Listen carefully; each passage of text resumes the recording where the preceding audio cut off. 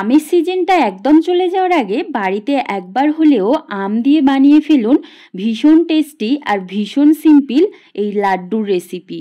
এই রেসিপি বানানোর জন্য আমাদের মেন দুটো উপকরণ দরকার, পাকা মিষ্টি আম আর ফ্রেশ নারকেল। নমস্কার বন্ধুরা, আপনারা দেখছেন সঞ্জুস্মিতা ডায়েরি।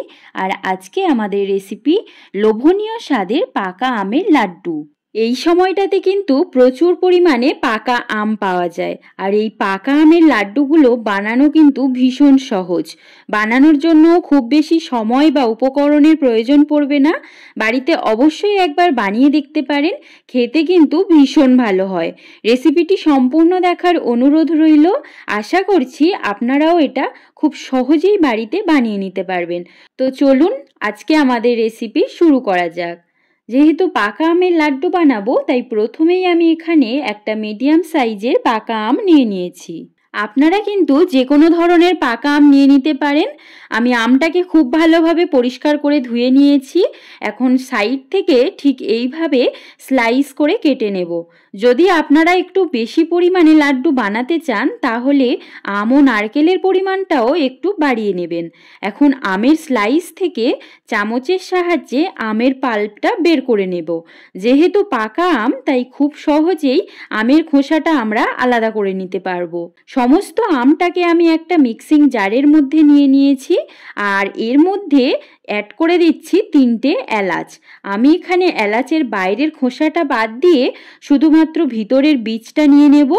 এটা করলে লাড্ডু রেডি হওয়ার পর এলাচের কোনো ছিবড়া অংশ মুখে পড়বে না। আর এই এলাচটা লাড্ডুতে দেওয়ার অবশ্যইভাবে চেষ্টা করবেন, কারণ এতে করে লাড্ডুর মধ্যে খুব সুন্দর একটা ফ্লেভার আসে। এলাচ আর আমটাকে আমি খুব ভালোভাবে পেস্ট করে নিয়েছি, আর পেস্ট করার সময় কোনো রকম জল ইউজ করিনি।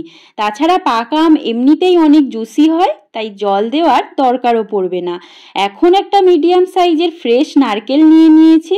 এই নারকেলটাকে খুব ভালোভাবে মিহি করে কুড়িয়ে নেব। নারকেলটা কুড়ানোর পর আমি রান্নার প্রসেসে চলে যাচ্ছি।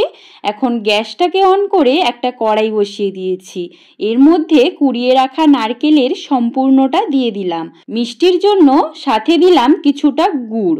আপনারা এখানে গুড়ের পরিবর্তে চিনিও দিতে পারেন, তবে এই পাকা আমের লাড্ডুটা গুড় দিয়ে বানালে কিন্তু বেশি টেস্টি হয়।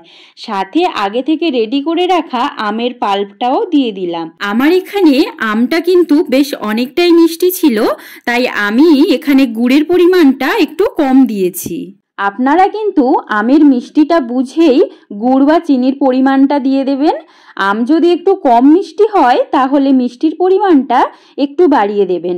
এই 3টে উপকরণকে প্রথম 3 থেকে 4 মিনিট মিডিয়াম হিটে আমাদেরকে ভালোভাবে মিশিয়ে নিতে হবে।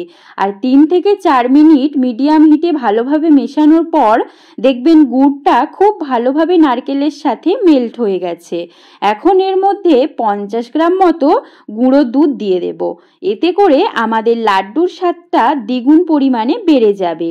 আর সাথে দিলাম টেস্টের জন্য একদম 1 চিমটি পরিমাণ সাদা লবণ। লবণটা স্বাদের জন্য দিতে পারেন, আবার চাইলেও স্কিপ করতে পারেন, কোনো সমস্যা নেই। এখন এই সমস্ত উপকরণকে আমাদের খুব ভালোভাবে মেশাতে হবে। আর এই সময় গ্যাসের ফ্লেমটা অবশ্যই লো টু মিডিয়ামে রাখতে হবে, কারণ মিষ্টির সাথে নারকেল হাই হিটে রান্না করলে কিন্তু পুড়ে যাওয়ার সম্ভাবনা থাকে, আর এটা পুড়ে গেলে খেতে কিন্তু একদমই ভালো লাগবে না। তাই লো হিটে রেখে কিছু সময় পর পর সব কিছুকে ভালোভাবে মেশাতে হবে। 4 থেকে 5 মিনিট মতো লো ফ্লেমে রান্না করার পর আমাদের লাড্ডুর মিশ্রণের কালারটা একদম চেঞ্জ হয়ে যাবে, আর এটা বেশ শুকনো শুকনো হয়ে আসবে। এখন কিন্তু এটাকে আমি কড়াই থেকে নামিয়ে অন্য একটা পাত্রের মধ্যে নিয়ে নিলাম। 5 থেকে 7 মিনিট মতো রেখে দিলে দেখবেন এটা কিছুটা ঠান্ডা হয়ে যাবে। এটা ঠান্ডা হয়ে যাওয়ার পর এগুলোকে হাতের সাহায্যে ঠিক এইভাবে লাড্ডুর শেপ দিয়ে নেব। আর এই লাড্ডুগুলো বানানোর জন্য হাতে কোনো রকম তেল বা ঘি দেওয়ারও প্রয়োজন নেই, কারণ নারকেল থেকে যে তেল বের হবে সেটা থেকেই খুব সুন্দর লাড্ডুর শেপ দেওয়া যাবে। একের পর এক সমস্ত লাড্ডুগুলো আমি রেডি করে নিলাম। আশা করছি দেখেই বুঝতে পারছেন এগুলো কতটা সুন্দর হয়েছে।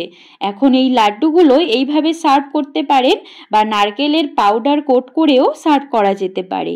আমি উপর থেকে কিশমিশ দিয়ে এগুলোকে সার্ভ করেছি। এই লাড্ডুগুলোকে কাঁচের জারের মধ্যে আপনারা কিছুদিনের জন্য স্টোর করেও রাখতে পারেন।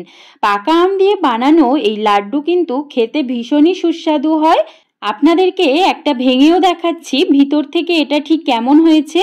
পাকা আম দিয়ে বানানো এই লাড্ডু রেসিপি যদি আপনাদের ভালো লেগে থাকে তাহলে চ্যানেলটিকে অবশ্যই লাইক ও সাবস্ক্রাইব করে পাশে থাকবেন। ফিরছি নতুন কোনো ভিডিওর সাথে, ততক্ষণ পর্যন্ত সবাই ভালো থাকবেন, সুস্থ থাকবেন। টাটা।